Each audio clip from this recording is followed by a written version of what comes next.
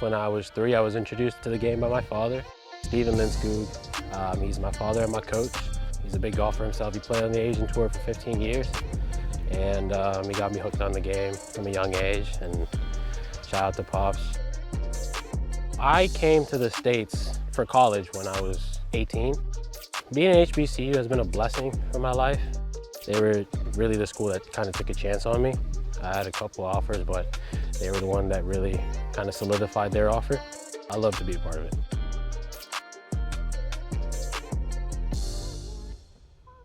I guess this is the time for me to hole out here. Pathway progression has been super instrumental in me trying to pursue professional golf. That's something I've always wanted to pursue since a young age. And they're kind of like the driving force for me in my situation. I think that if it weren't for them, I wouldn't be in this unique position to be able to, 1, compete in these types of tournaments, and 2, be on a collegiate rankings list. My plans after college is to pursue my professional career, looking to play in the PGA Tour, so I've got a season to protect. My ultimate goal is to make it on the PGA Tour and play golf there. Pathway Progressions is allowing me to live out the next step of my dreams. We are in Napa, California, Silverado Golf Resort for the 2nd annual Bridgestone Collegiate Invitational, where we have really a whole bunch of college teams here to compete for obviously a team title, but then also an individual title that comes with the exemption into a Korn Ferry event. We have teams from the HBCU network, mid-majors, Power 5 conferences, and international teams. We are so thrilled with the partnership with Bridgestone, believing in the PGA Tour, the Pathway to Progression's really goal to ensure that everyone who has the talent to make it to the next level gets that opportunity. It's a huge impact. I mean, a lot of my guys, we play a lot of local events because of the budgets, and we've been offered this opportunity to come out and do this, and they're seeing a whole different level of golf that we hadn't seen, and it's a growing process. It helps us out a whole lot. It's a great opportunity for our teams to play against these guys that they don't see throughout the year. For them to have the opportunity, if they win, to go play in a Korn Ferry Tour event is huge for all of our players. It comes down to where you want to be. A lot of these young men that are playing this tournament, they have a dream of being on the PGA Tour, and there's no better way to put that dream to a test and see where you are than to go out there and play in the course that these guys play at this fall and see where you come out at. We have 2 guys in the Bridgestone APGA Collegiate Ranking Top 5 vying for that, that designation to get on the APGA Tour and get the support. We have Casey Liscombe from Texas Southern, been playing well all year. Marcus Smith Jr. from Howard University. Honestly, these guys, they represent the game so well. Growing up, my grandfather was like my role model. He was a firefighter. I wanted to be like him, and he kind of got me and my dad into it at the same time.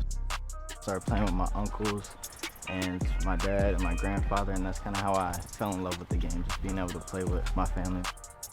This is a big opportunity. It's a big deal because it gives me that opportunity to play on a stage where I know people are watching, so if I play well, I know it'll get recognized. It's important for me because I am sitting 3rd, so I got to make a move here soon, so hopefully I can do it starting at this event. I'm currently 4th on the Bridgestone Collegiate APGA list, so there's a lot of points to be garnered this week because of the high competition. And secondly, I get to be out here with my teammates. So those are the 2 things that I think is pretty special about this tournament, because we get to play good competition out here. This is a really good event. I mean, it's played at a beautiful venue for a start, but the competition here is pretty good as far as the teams that are represented. I meet Marcus every now and then. We don't really talk about it. I think we both understand what's up for grabs, and it's our job to kind of compete for it. It's healthy competition. Being in the same class with him is good because he's, like I said, he's a super cool guy. I mean, super good golfer. Just eager to see who's the better man, And at the end of the day, I just focus on playing good golf, and I think everything else will take care of itself. We had a great vibe as a team. I feel like that's just part of the HBCU experience. Head up, Jay. They're very passionate about what they do, so there's a lot of emotions involved, and I think that's what makes it so much fun. We're all trying to achieve the same goal, and we're all going for it. We had a practice round Tomorrow, there's going to be a long day, 36 holes. The last day is 18 holes. We'll be walking. Hopefully, one of these guys will be walking to the trophy and getting that exemption. One of the teams is going to be fortunate enough to be able to hold that team trophy on this, what is becoming one of the most important events in collegiate golf landscape. This is a great opportunity for all of us to come together and grow the game. That's what it's all about. You never know how this ripple effect will change and alter the lives of others. You have teams from Japan and you have historically black colleges playing in the event. It definitely has a different feel, which we really like, and that's why we're invested in coming here each year. The individual winner owns an exemption on Korn Ferry at the Ascendant, where they'll be able to hopefully replicate what our winner from last year's event, Cooper Jones from BYU, did, turn that start into a top 10 and then get a couple more starts off of that, and that's what it's all about.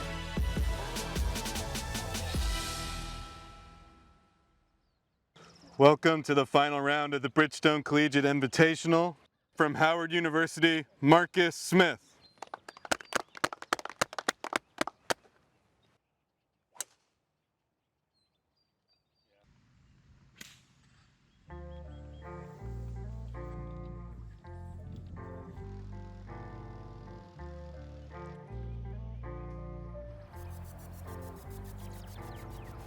I just played 36 holes. It was a long day at the office. First round, I didn't do as well as I was hoping to. I brought it back in the second round, but I played with some great guys. It was a fun little group. The course is official, the greens were hard, and around the greens were really difficult. My very first hole of the day, I doubled, and that kind of made me play catch up for the rest of the day, but other than that, I had a few highlights. I was able to finish off with an eagle towards the end of my round, and that helped my mood a little bit. When I'm on the course, I try not to think too much.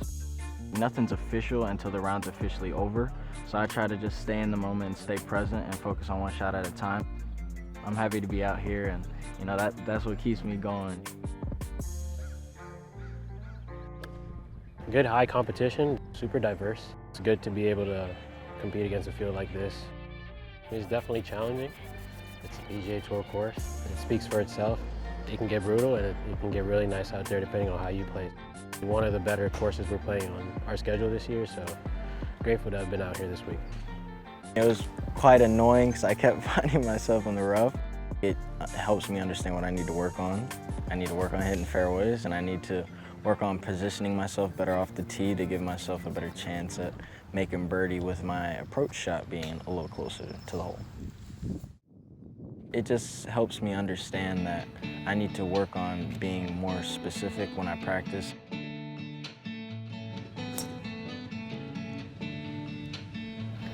We had our friends from Japan, Tohoku Fukushi, who's going to take home the title, and it really does blend well with what the program is all about, creating opportunities for everyone.